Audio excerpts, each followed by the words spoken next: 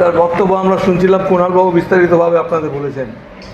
দেখুন, বিধানসভায় বিগত 3টে টার্ম আমি অধ্যক্ষ হিসেবে কাজ করে এসেছি এবং এই 3টে টার্মে বিরোধী দলের যারা নেতৃত্ব দিয়েছেন তাদের দল থেকে একটা চিঠি পাওয়ার পরিপ্রেক্ষিতে আমরা তাদের সমস্ত অধিকার দিয়েছি। আমি অবাক হয়ে গেলাম যে আমাদের দল থেকে একটা চিঠি দেওয়া সত্ত্বেও কেন এই সমস্ত জিনিস চাওয়া হচ্ছে। রেজলিউশন, আমরা কোনোদিন রেজলিউশনের কপি চাইও নি বা অন্য কারোর সই করা কোনো কাগজপত্র দেখতে চাইনি। আমরা বিশ্বাস করেছি গণতন্ত্রকে বিশ্বাস করতে হয়। বিরোধী দল যদি একটা কিছু কাগজপত্র নিয়ে যায় এবং বিরোধী দলের পক্ষ থেকে তাদের দলীয় নেতৃত্ব যদি কোনো চিঠি দিয়ে পাঠান, তার একটা গুরুত্ব দিতে হয়, যেটা আমরা দিয়ে এসেছি। এবং আমি আরও অবাক হয়ে গেলাম, এইটা যিনি অ্যানাউন্স করলেনটাকে, যে যার অ্যানাউন্স করার কোনো অধিকার নেই। এখানে সচিবালয়ের জন্য সচিব, তিনি একটা এক্সপ্লেনেশন দেখালেন কাগজটা দিয়ে, আমি দেখে অবাক হয়ে গেলাম। আজ পর্যন্ত সচিবালয়ের কোনো সচিবের প্রেসের কাছে কোনো বিবৃতি দেওয়ার কোনো দৃষ্টান্ত আপনারা দেখাতে পারবেন না। এরা তারা কোনোদিন দেখায়নি। এখানে তাহলে বিধানসভা পরিচালনা করবে কি সচিব পরিচালনা করবেন না স্পিকার পরিচালনা করবেন? এটা তো অদ্ভুত পরিস্থিতি তৈরি করা হয়েছে। আমি তাই একটাই কথা বলবি যে আমরা যারা আজকে এখানে উপস্থিত হয়েছি, দেখুন, এটা হয়তো অনেকে অনেক প্রশ্ন করছেন, অনেক এলেন না। যারা আমরা খবর পেয়েছি আমরা সবাই ছুটে এসেছি। আমাদের এটা আত্মার জায়গা একটা, সত্যি কথা বলতে গেলে পরে, যারা আমরা এতদিন ধরে রাজনীতির সঙ্গে যুক্ত রয়েছি। সুতরাং যখন দেখবেন অধিবেশন চলবে, সমস্ত ভর্তিই থাকবে 80 জনের কণ্ঠস্বর যদি একসাথে চিৎকার করে ওঠে, তাহলে দেখবেন আমাদের বিধানসভা ভবন কেঁপে যাবে। আমি তাই বলছি, আমার একটাই কথা যে আমাদের যিনি লিডার অফ দ্য হাউস হয়েছে তাদের কাছ থেকে রেজলিউশন চাওয়া হয়েছিল যে আপনি একটা রেজলিউশন দেখান যে আপনাকে লিডার অফ দ্য হাউস নির্বাচিত করা হয়েছে। তার কাছ থেকে তো কোনো কাগজ চাওয়া হয়নি, তার বিরোধী দলের কাছে কেন কাগজ চাওয়া হবে? এই প্রশ্ন আমাদের রইল। যদি বিচার হয় তাহলে সমানভাবে বিচার করতে হবে। ওখানে দাঁড়িয়ে যখন শোভনদেব চট্টোপাধ্যায়কে ডাকা হলো যে আমাদের যিনি নতুন নির্বাচিত হয়েছে স্পিকার, তাকে আসনে নিয়ে বসিয়ে দেবেন এক সরকারি পক্ষে যে লিডার অফ দ্য হাউস আর লিডার অফ দ্য অপোজিশন, এবং সেই প্রধান মেনে ওনাকে ডাকা হয়েছিল। তার মানে তাকে তো স্বীকৃতি দেওয়া হয়েছে। স্বীকৃতি দেওয়ার পরেও কেন এই কাগজপত্র চাওয়া হচ্ছে আমাদের বোধগম্য হচ্ছে না। অর্থাৎ ওরা চায় না যে বিধানসভায় বিরোধী দলের কোনো অস্তিত্ব থাক, সেটাই হয়তো ওরা চাইছে, কিন্তু তাদের এই উদ্দেশ্য সফল হবে না। আমরা বলে দিতে পারি, 80 জনের কণ্ঠস্বর যখন একসঙ্গে চিৎকার করে উঠবে।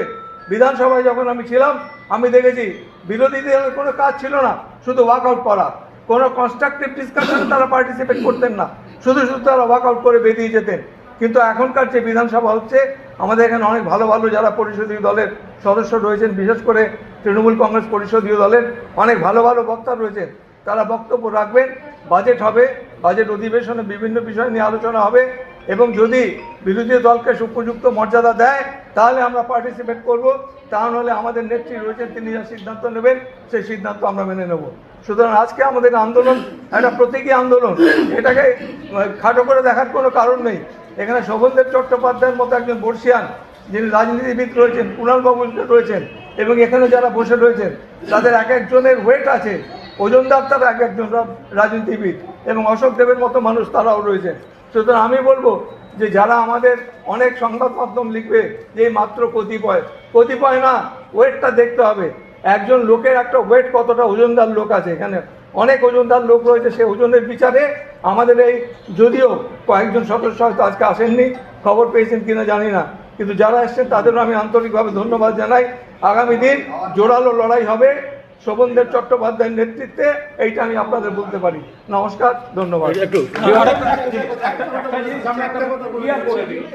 একটা জিনিস আপনাদের কাছে একটা ক্লিয়ার করে দিই যে আজকের কর্মসূচি কিন্তু কোনো ঘোষিত কর্মসূচি ছিল না। কারো কালকে রাত 9টার সময় শোভনদেব চট্টোপাধ্যায় তিনি কাল ওরা যা চেয়েছিল অন্যায় দাবি, কিন্তু সেই দাবি মেনে সমস্ত চিঠি জমা করে দিয়েছেন।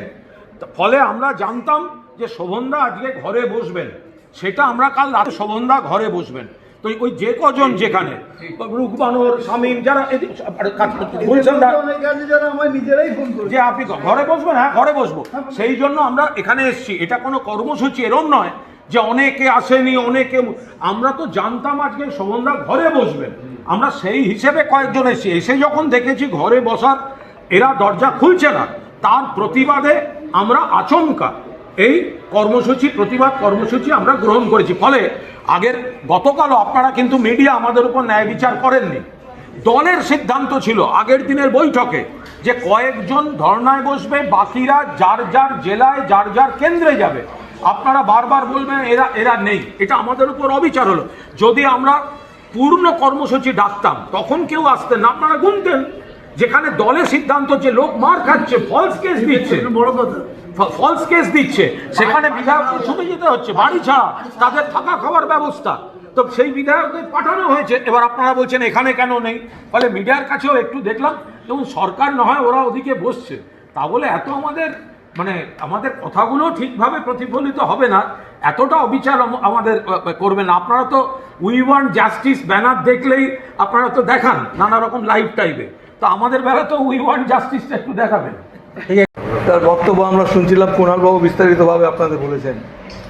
দেখুন, বিধানসভায় বিগত 3টে টার্ম আমি অধ্যক্ষ হিসেবে কাজ করে এসেছি এবং এই 3টে টার্মে বিরোধী দলের যারা নেতৃত্ব দিয়েছেন তাদের দল থেকে একটা চিঠি পাওয়ার পরিপ্রেক্ষিতে আমরা তাদের সমস্ত অধিকার দিয়েছি।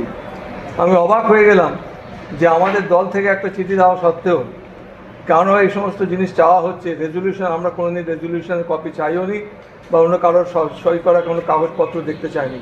আমরা বিশ্বাস করেছি গণতন্ত্রকে বিশ্বাস করতে হয়। বিরোধী দল যদি একটা কিছু কাগজপত্র নিয়ে যায় এবং বিরোধী দলের পক্ষ থেকে তাদের দলীয় নেতৃত্ব যদি কোনো চিঠি দিয়ে পাঠান, তার একটা গুরুত্ব দিতে হয়, যেটা আমরা দিয়ে এসেছি। এবং আমি আরও অবাক হয়ে গেলাম, এইটা যিনি অ্যানাউন্স করলেনটাকে, যে যার অ্যানাউন্স করার কোনো অধিকার নেই। এখানে সচিবালয়ের জন্য সচিব, তিনি একটা এক্সপ্লেনেশন দেখালেন কাগজটা দিয়ে, আমি দেখে অবাক হয়ে গেলাম। আজ পর্যন্ত সচিবালয়ের কোনো সচিবের প্রেসের কাছে কোনো বিবৃতি দেওয়ার কোনো দৃষ্টান্ত আপনারা দেখাতে পারবেন না, এরা তারা কোনোদিন দেখায়নি। এখানে তাহলে বিধানসভা পরিচালনা করবে কি সচিব পরিচালনা করবেন না স্পিকার পরিচালনা করবেন? এটা তো অদ্ভুত পরিস্থিতি তৈরি করা হয়েছে। আমি তাই একটাই কথা বলবি যে আমরা যারা আজকে এখানে উপস্থিত হয়েছি, দেখুন, এটা হয়তো অনেকে অনেক প্রশ্ন করছেন, অনেক এলেন না, যারা আমরা খবর পেয়েছি আমরা সবাই ছুটে এসেছি। আমাদের এটা আত্মার জায়গা, একটা সত্যি কথা বলতে গেলে পরে, যারা আমরা এতদিন ধরে রাজনীতির সঙ্গে যুক্ত রয়েছি। সুতরাং যখন দেখবেন অধিবেশন চলবে, সমস্ত ভর্তিই থাকবে 80 জনের কণ্ঠস্বর যদি একসাথে চিৎকার করে ওঠে, তাহলে দেখবেন আমাদের বিধানসভা ভবন কেঁপে যাবে। আমি তাই বলছি, আমার একটাই কথা যে আমাদের যিনি লিডার অফ দ্য হাউস হয়েছে তাদের কাছ থেকে রেজলিউশন চাওয়া হয়েছিল যে আপনি একটা রেজলিউশন দেখান যে আপনাকে লিডার অফ দ্য হাউস নির্বাচিত করা হয়েছে। তার কাছ থেকে তো কোনো কাগজ চাওয়া হয়নি, তার বিরোধী দলের কাছে কেন কাগজ চাওয়া হবে? এই প্রশ্ন আমাদের রইল। যদি বিচার হয় তাহলে সমানভাবে বিচার করতে হবে। ওখানে দাঁড়িয়ে যখন শোভনদেব চট্টোপাধ্যায়কে ডাকা হলো যে আমাদের যিনি নতুন নির্বাচিত হয়েছে স্পিকার, তাকে আসনে নিয়ে বসিয়ে দেবেন, এক সরকারি পক্ষে যে লিডার অফ দ্য হাউস আর লিডার অফ দ্য অপোজিশন, এবং সেই প্রধান মেনে ওনাকে ডাকা হয়েছিল। তার মানে তাকে তো স্বীকৃতি দেওয়া হয়েছে। স্বীকৃতি দেওয়ার পরেও